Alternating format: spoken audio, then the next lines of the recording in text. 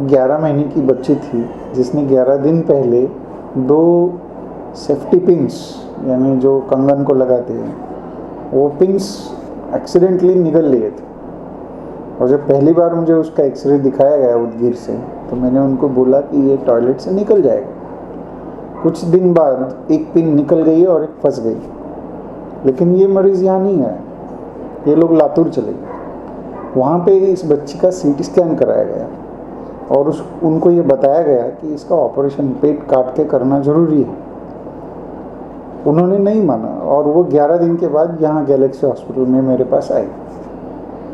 कल दोपहर को, यानी 25 तारीख को दोपहर को, हमने इसका एंडोस्कोपी यानी मुंह से दूरबीन डाल के 1.5 मिनट के अंदर ये पिन निकाल के उनके हाथ में दे दी और 2 घंटे में पेशेंट घर चली गई। इसमें जानना ज़रूरी ये है कि छोटे बच्चों में सीटी स्कैन बहुत बहुत ज़रूरी होने पर किया जाना चाहिए, क्योंकि एक सीटी स्कैन करना 100 से 200 एक्सरे करने के बराबर होता है। और इन एक्सरे की वजह से बच्चों के हड्डियों पे परिणाम होकर उनकी लंबाई कम हो सकती है।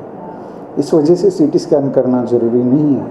अगर कोई भी बच्चा इस तरह की चीज़ें निकल जाए, जैसे कोई भी शार्प चीज़ या पिन, या सबसे इम्पॉर्टेंट जानना ज़रूरी है कि अगर कोई बच्चा बैटरी का सेल खा जाता है तो जितना जल्दी हो सके उतना जल्दी उसको निकाल लेना चाहिए, वरना ये शार्प पिन आंतड़ियों में घुस जाती है और बैटरी से एसिड लीक होके वो आंतड़ी फट सकती है।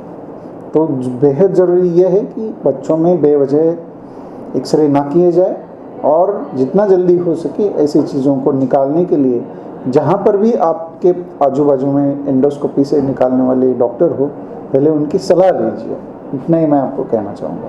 धन्यवाद।